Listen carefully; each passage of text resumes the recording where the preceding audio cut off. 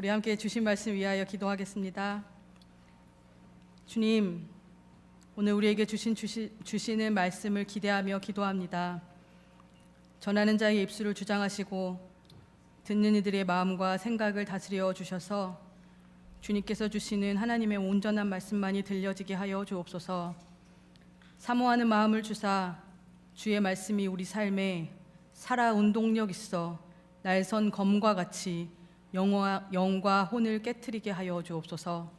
예수님의 귀하신 이름으로 기도합니다. 아멘. 흔히 이사야를 5번째 복음서라고 부릅니다. 성경에 복음서가 몇 개 있는지 아세요? 왜? 신약에 마태, 마가, 누가, 요한, 복음 4개의 복음서가 있습니다.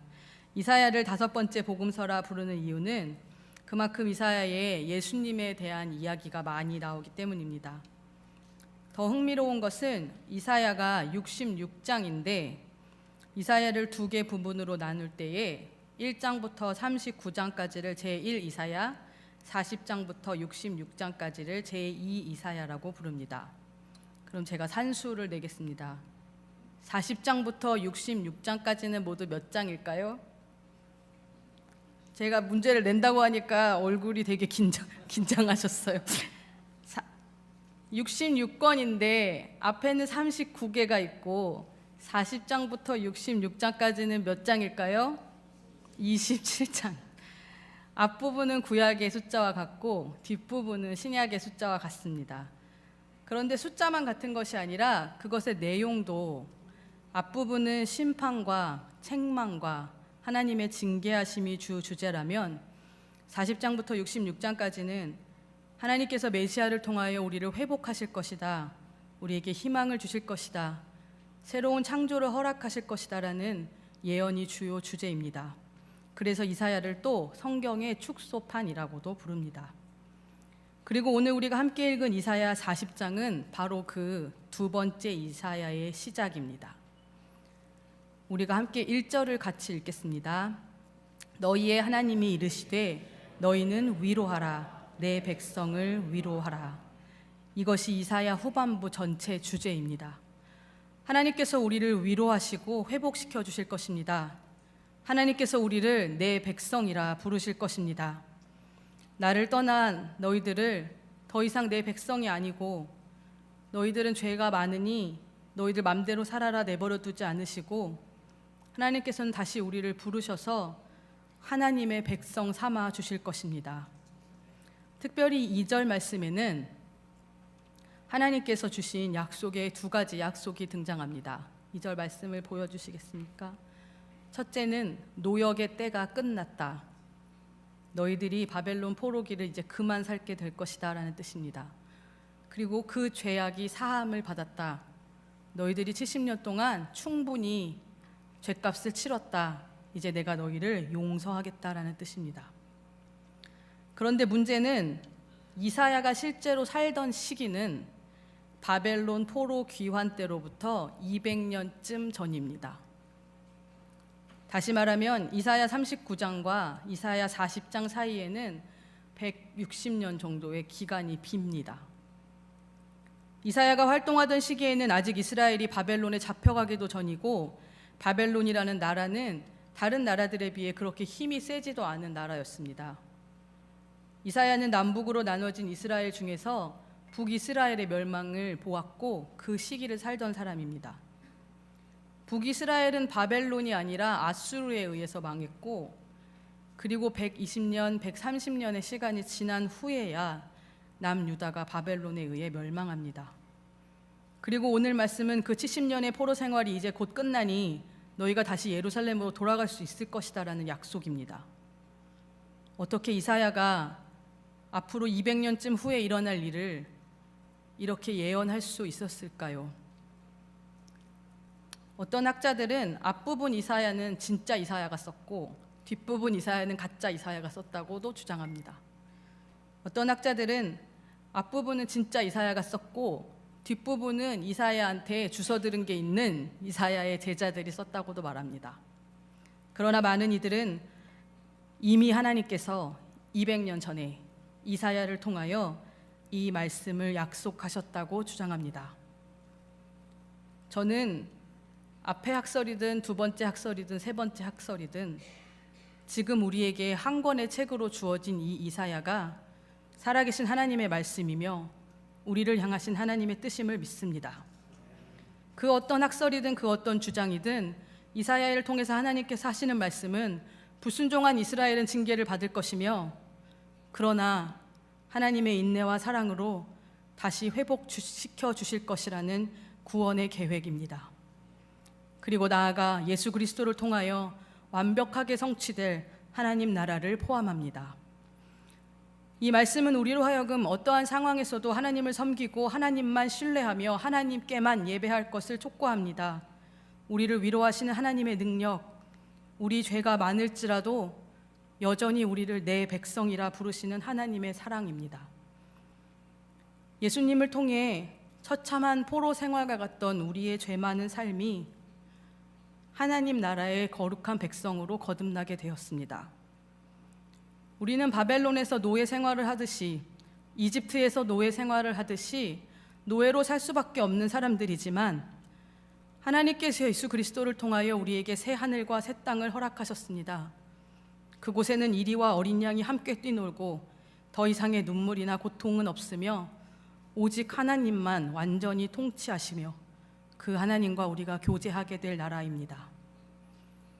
실제 바벨론 포로기에 활동했던 예언자들은 다니엘, 에스겔, 예레미야입니다.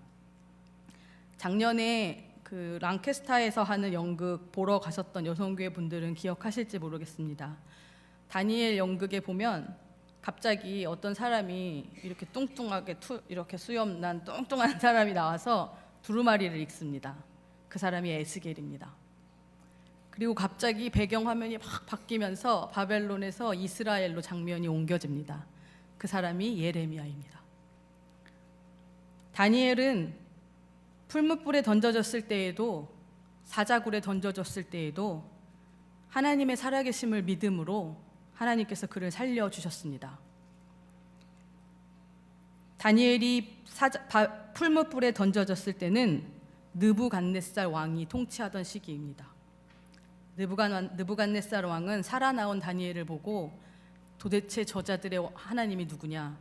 내가 그 하나님을 찬송하리로다 고백했습니다. 다니엘이 사자굴에 던져졌을 때는 다리오 왕이 집권하던 때였습니다. 다리오 왕은 살아나온 다니엘을 보고 하나님의 살아계심을 인정하지 않을 수 없었습니다. 대제국의 왕들이 제 아무리 수를 쓰고 악한 방법으로 하나님의 사람들을 넘어뜨리려 할지라도 놀라운 하나님의 손길을 우리를 지키시고 보호하사 마침내 악인에게는 심판을 주시고 의인에게는 구원을 허락하십니다. 또 에스겔은 바벨론에서 포로로 끌려갔습니다. 그리고 그곳에서 예루살렘의 멸망을 보았습니다.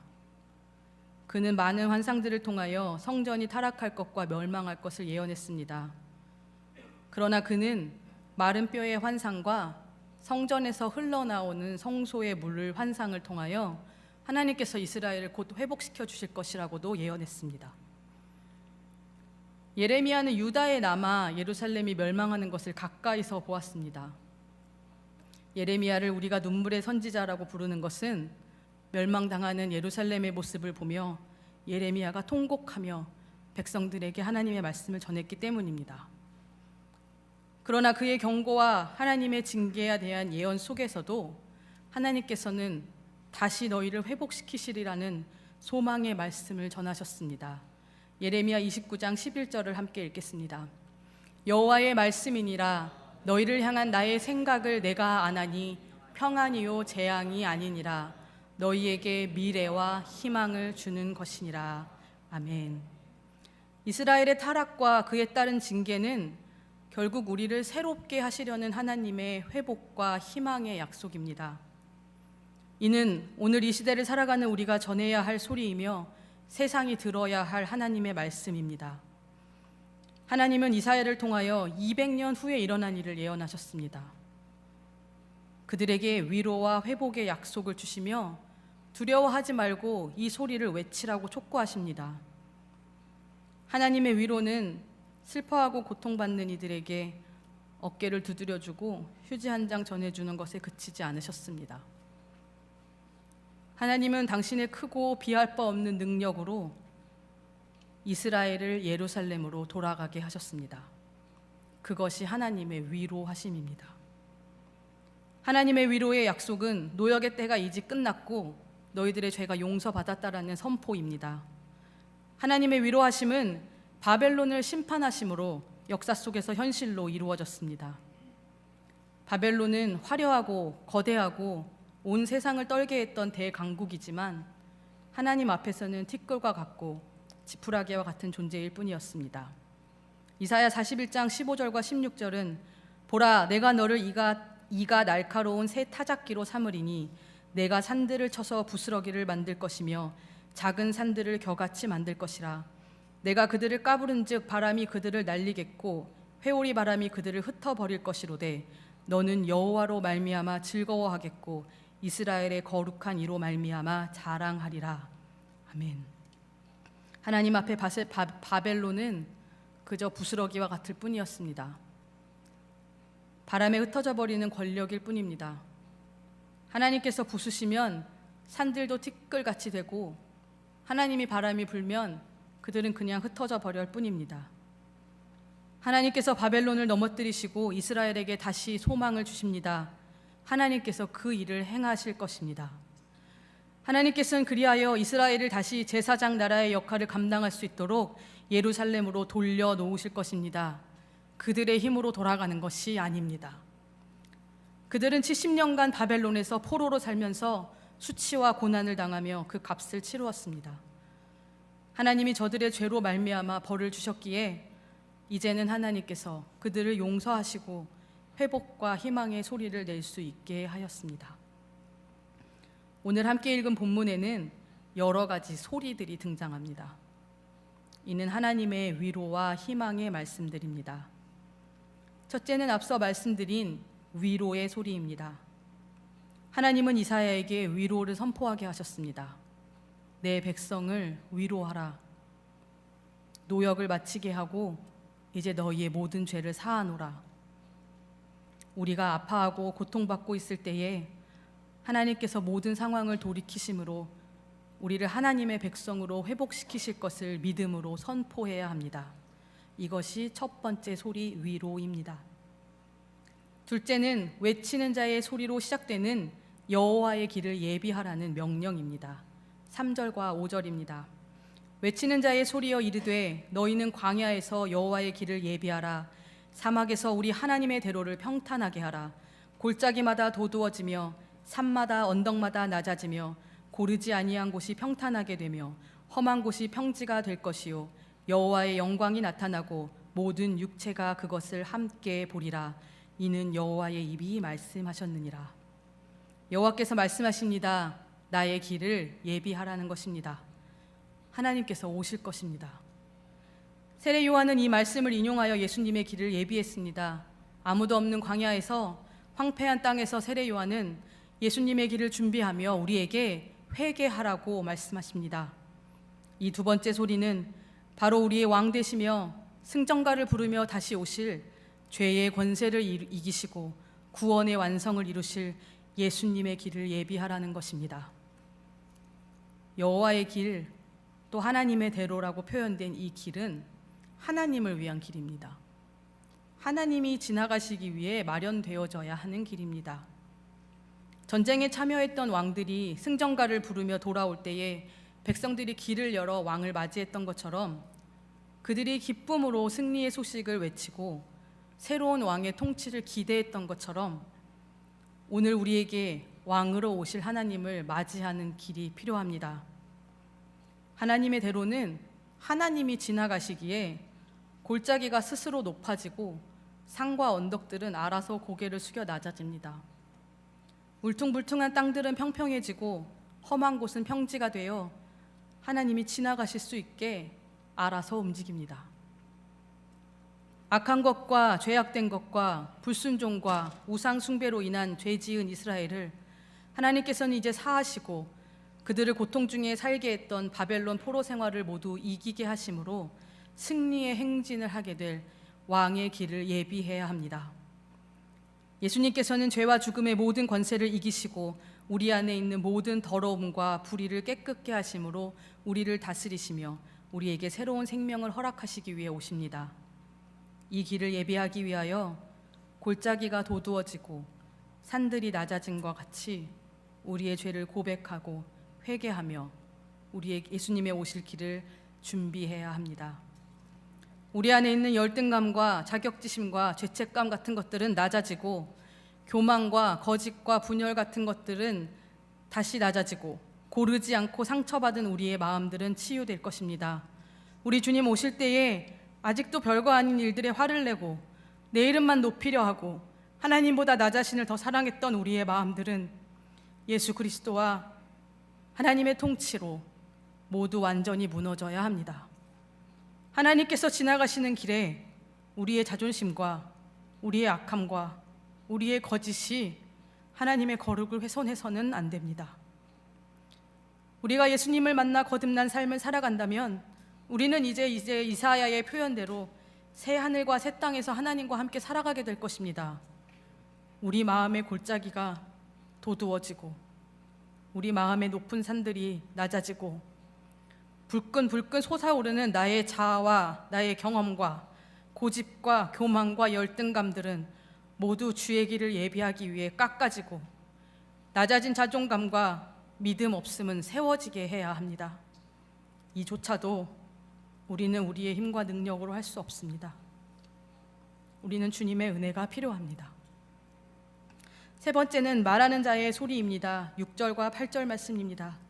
말하는 자의 소리여 이르되 외치라. 대답하되 내가 무엇이라 외치랄까 하니 이르되 모든 육체는 풀이요 그의 모든 아름다움은 들의 꽃과 같으니 풀은 마르고 꽃이 시들면 우리 여호와의 기운이 그 위에 붐이라. 이 백성은 실로 풀이로다. 풀은 마르고 꽃은 시드나 우리 하나님의 말씀은 영원히 서리라 하라. 아멘. 인간이 제 아무리 강할지라도 하나님의 능력 앞에 그들의 강함은 무용지물입니다. 하나님이 후 바람 불면 사그라지는 꽃과 같은 것입니다. 인간의 한계는 아침에 피었다가 저녁에 지고 마는 꽃과 같지만 하나님의 권세는 영원합니다. 이스라엘에게 있어 바벨론은 잘 사는 나라였습니다. 화려하고 부강하고 먹을 것도 많고 비록 그들이 노예였지만 이스라엘 사람들은 바벨론에서 떠나려 하지 않았습니다.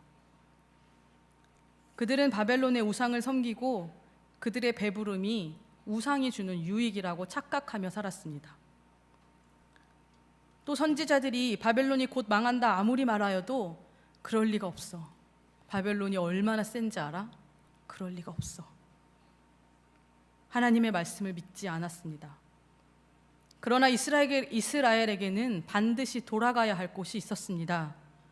우리를 다시 예배하게 하시고 그들을 하나님의 나라요 거룩한 제사장이요 하나님의 백성으로 삼으시는 예루살렘입니다. 하나님이 이사야를 통해 전하시는 이 소리들은 반드시 성취될 것입니다. 하나님의 말씀만이 영원하기 때문입니다. 사람들은 변하고 세상은 흔들려도 하나님의 약속은 변하지 않습니다.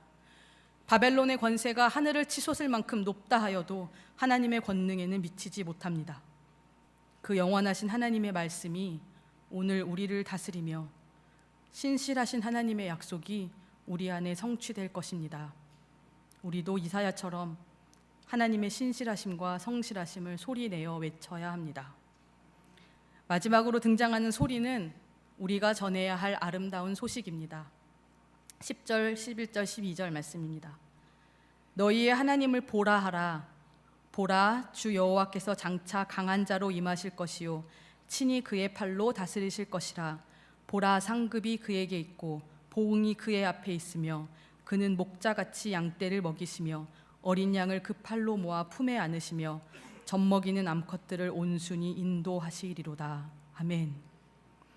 바벨론의 힘이 약해지고 페르시아의 왕 고레스가 이스라엘을 통치하게 되었습니다. 하나님은 고레스에게 이스라엘 사람들에게 자유를 주라 말씀하셨고 고레스를 통하여 이스라엘이 예루살렘으로 돌아오게 되었습니다. 그런데 그 명령이 고레스가 살고 있는 궁궐 안에만 들려져서는 안 됩니다. 고레스만 알고 있어서도 안 됩니다. 고레스하고 친한 사람만 알고 있어도 안 됩니다. 이 기쁜 소식은 모두에게 전해져야 합니다. 왕들의 소식을 전하는 전령들은 높은 곳에 올라가 모든 사람들이 이 기쁜 소식을 들을 수 있도록 힘써 소리내어 외쳐야 합니다. 제 아무리 바벨론이 두려워할지라도 두려워하지 말고 외치라고 하나님께서 말씀하십니다. 우리는 할 수 없지만 하나님께서 하시기에, 우리는 풀과 같은 존재이지만 하나님의 능력이 크고 높으시기에 그가 이 모든 일들을 이루실 것입니다.